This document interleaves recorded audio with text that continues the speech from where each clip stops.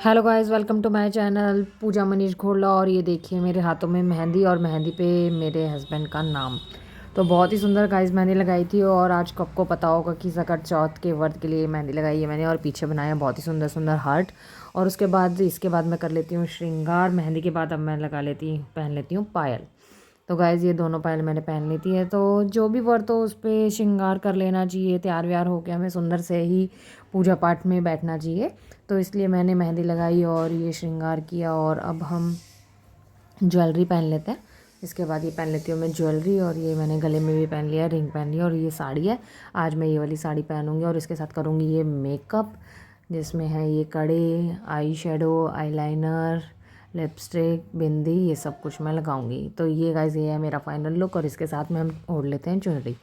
चुंदड़ी इसलिए ओढ़ते हैं क्योंकि हाँ किसी भी पूजा पाठ में हमें ये शादी की चुन्नी या फिर चुंदड़ी या पीलिया ये ओढ़ लेना चाहिए।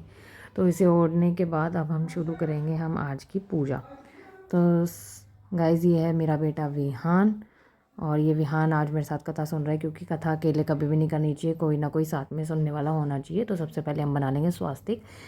मैंने अपनी प्लेट पे स्वास्तिक बना लिया था। स्वास्तिक बहुत अच्छा होता है। कलश रख लिया था। तो स्वास्तिक मैंने रोली से बनाया था। तो गाइस रोली से स्वास्तिक बनाने के बाद अब उस पर हम सबको कर देंगे टीका। तो स्वास्तिक के बाद हम इस पे चढ़ा देंगे तिल, चावल, या जो भी कुछ आप लाए हो चढ़ाने के लिए वो चढ़ा सकते हैं। गुड़, तिल ये चढ़ा सकते हैं और टीका लगा सकते हैं। और ये मैंने लिए थे तिल और गुड़। तिल और गुड़ से इस व्रत की पूजा होती है। और ये मैं चढ़ा देती हूँ, सब में डाल देती हूँ। और ये मैंने डाल दिए हैं। तो ये तिल हमने हाथों में ले लिए थे और लोटे में डाल दिए थे, और जो भी प्लेट रखी है वहाँ पे भी डाल सकते हैं। सब में हमने तिल डाल दिए थे, क्योंकि आज जो पूजा होती है वो स्पेशल तिलकुट की पूजा होती है। इस व्रत को तिलकुट व्रत भी कहते हैं। और ये मोली से मैंने बांध दिया था कलश पे। छोटा रह गया, बड़ा लेना पड़ेगा। तो ये मोली मैं कलश पे बांध देती हूँ। तो हम ये वस्त्र के रूप में नाल चढ़ा देते हैं। वस्त्र है तो अच्छी बात है, नहीं तो वस्त्र के रूप में नाल में हम डाल सकते हैं, रख सकते हैं स्वास्तिक पे। और ये कलश पे मैंने मोली बांध दी है। तो कलश कभी सूना नहीं होना चाहिए, मोली बांधनी चाहिए और रोली कर लगानी चाहिए। तो दोनों चीज़ हमें करनी है, ये मैंने कर दिया। तो गाइज़ ये होता है तिलकुट का व्रत। और आज ये स्पेशल मैं आपको इसलिए दिखा रही हूँ कि आज जो कहानी है वो सुनाएगा मेरा बेटा विहान, जो कि है सिर्फ 7 साल का। तो इस व्लॉग को पूरे को मिस मत करना। और मैं दिखाऊंगी कि पूरे व्लॉग में आप कैसे बच्चे से एक कहानी सुनते हैं। और ये टीका लगा देना चाहिए जो भी आपके साथ कहानी सुन रहा है उसको, और ख़ुद की। तो ये तिलक भी मेरे बेटे ने लगाया है। और अब ये देखिए, अब मैं निकाल लेती हूँ कहानी। लेकिन जैसे ही मैं कहानी निकालने बैठी, विहान ने कहा नहीं, आज कहानी मैं सुनाऊंगा। तो अब सुनते हैं विहान की जुबानी। तो गाइस विहान कह रहा है आज मैं नहीं सुनाऊंगा, आज मम्मी आप ही सुनाना। तो मैं आज आपके सामने पढ़ रही हूँ। ये फिर नेक्स्ट टाइम ये विहान आपको सुनाएगा। तो शुरू करते हैं। तो गाइस किसी भी व्रत में सबसे पहले हम गणेश जी की पूजा करते हैं। गणेश जी का पूजा करने के बाद हम ये हाथ में अपने तिल ले लेंगे, जैसे विहान ले रहा है। और मैं शुरू करती हूँ आज की गणेश जी की कहानी। तो एक बुढ़िया माई थी, मिट्टी के गणेश जी पूजा करती थी। रोज बनाए रोल गल जाए। एक सेठ का मकान बन रहा था। वो बोली पत्थर का गणेश बना दो। मिस्त्री बोले जितने हम तेरा पत्थर गणेश घड़ेंगे उतने में अपनी दीवार न चिनेंगे। बुढ़िया बोली रात करे तुम्हारी दीवार टेढ़ी हो जाए। अब उनकी दीवार टेढ़ी हो गई। वो चिने और ढा देवे, चिने और ढा देवे। इस तरह करते करते शाम हो गई। शाम को सेठ आया। उसने कहा आज कुछ भी नहीं किया। वो कहने लगी एक बुढ़िया आई थी, वह कह रही थी मेरा पत्थर का गणेश घड़ दो। हमने नहीं घड़ा तो उसने कहा तुम्हारी दीवार टेढ़ी हो जाए। तब से दीवार सीधी बन ही नहीं रही। बनाते हैं ढा देते हैं, बना देते हैं ढा देते हैं। सेठ ने बुढ़िया बुलवाई। सेठ ने कहा हम तेरा का गणेश गढ़ देंगे, हमारी दीवार सीधी कर दो। सेठ ने बुढ़िया को सोने का गणेश गढ़ा दिया। सेठ की दीवार सीधी हो गई। जैसे सेठ की दीवार सीधी की वैसी सबकी करना। बोलो गणेश जी महाराज की जय। तो दोस्तों ये थी गणेश जी की कहानी। अब मैं सुनाने जा रही हूँ आपको सकट माता की कहानी। सकट माता की कहानी भी इसी प्रकार से है। अब ये मैं आपको सुनाती हूँ। और हमेशा हम जब भी कोई भी पूजा करें, कहानी करें, तो हमेशा जोड़े से ही कहानियाँ पढ़ें।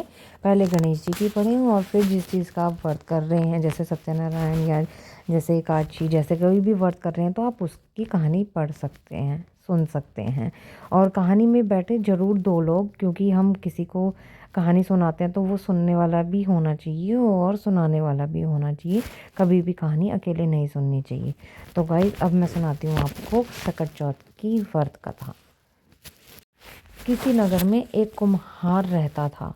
एक बार उसने बर्तन बनाकर आवा लगाया तो आवा पका ही नहीं।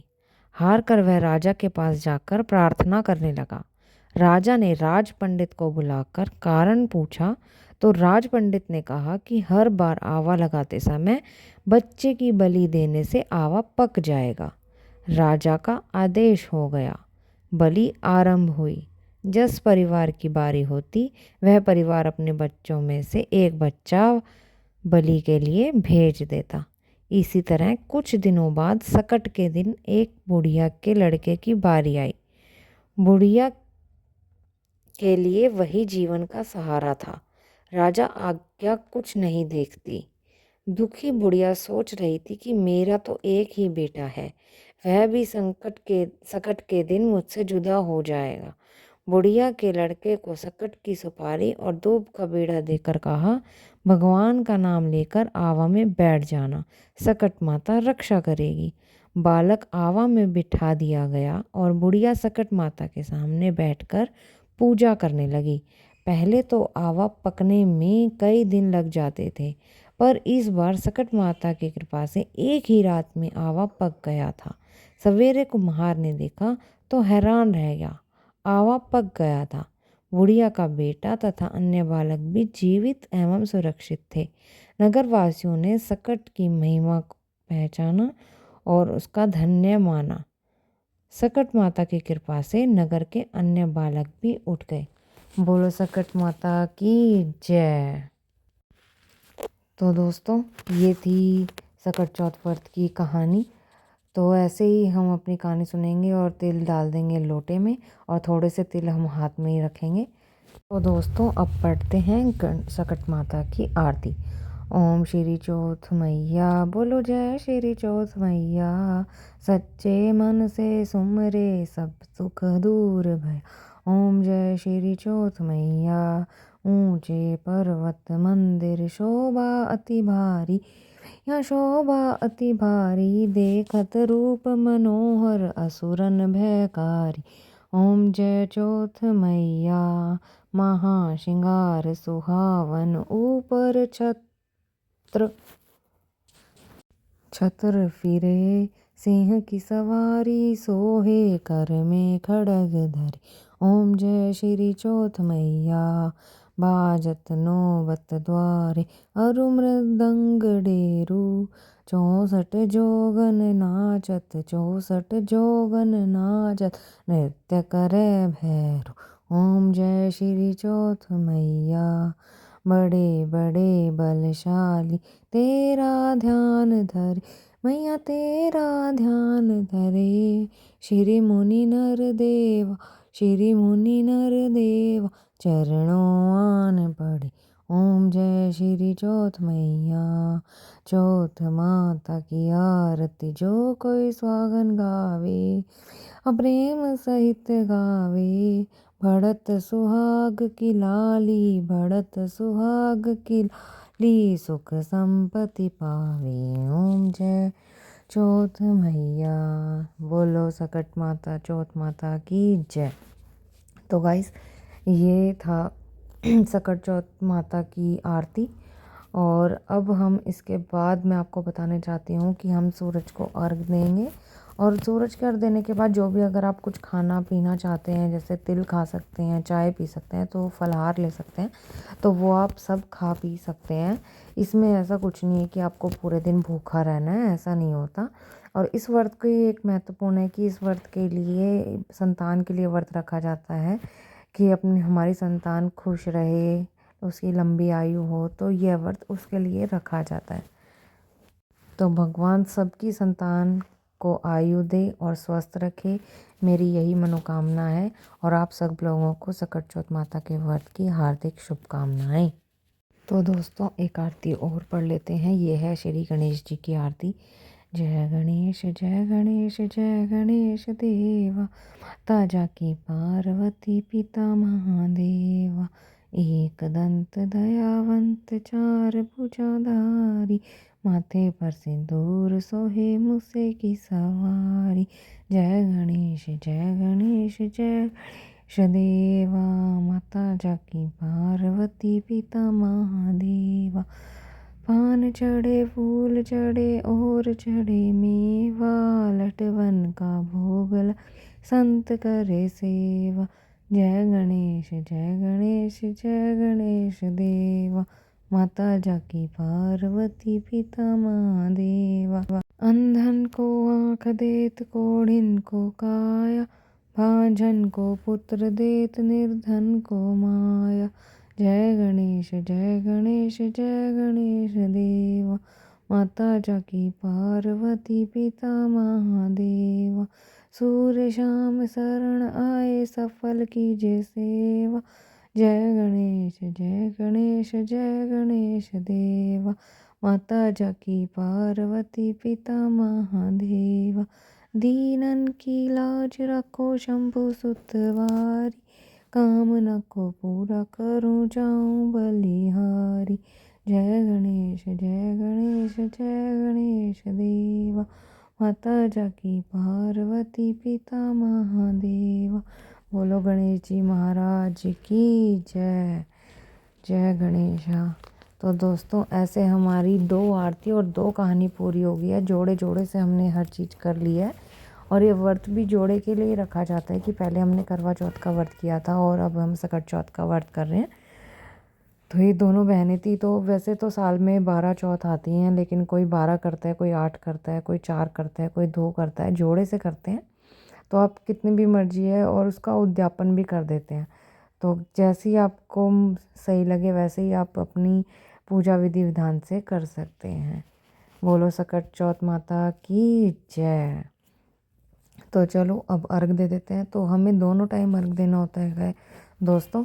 पहले हम सूरज को अर्घ देंगे और फिर हम चंद्रमा को अर्घ देंगे। अभी हम सूरज को अर्घ देने चलते हैं। थोड़े से तिल हम हाथ में रख लेंगे और थोड़े से शाम के अर्घ के लिए रख लेंगे। या तो पल्ले पे बांध सकते हैं या फिर आप कटोरी में भी रख सकते हैं। मैंने कटोरी में रख दिया और वहाँ पे साइड में रखवा दिया है कि रात को ऊपर ही आएंगे अर्घ देने, तो यहीं से ही हम ले लेंगे। तो चलिए गाइस देते हैं सूर्य को अर्घ। गाइस ये लोटे से हम अर्घ देते हैं। तो गाइस चांदी का हाथ में कुछ लेके वो देते हैं। मैंने पायल निकाल दी है। आप उस साइड जाओगे, मैं उधर पकड़ो पकड़ो पकड़ो पकड़ो पकड़ो पकड़ो। पलट के भी डालोगे, ये वाला मेरे हाथ में थोड़ा सा नीचे करो ना। सिर सोने की सांकली गड़ मोतियां का हार, चांद सूरज ने अर्घ देवे जीवद वीर भरतार, आँख तले मेरा सासरा डाक तले मेरा पीर। अब मेरा क्रिसमस ट्री और बड़ा हो जाएगा। सिर सोने की लाकड़ी गड़ मोतियां का हार, आगे बिल्कुल नहीं आता। चांद सूरज ने अर्घ देवे जीवे जीव भरतार। आओ यार, मेरा तो पैर ही ठंडे हो गए। सिर सोने की सांकली गड़ मोतियां का हार, चांद सूरज ने अर्घ देवे जीवद वीर भरतार, आँख तले मेरा सासरा डाक तले मेरा पीर।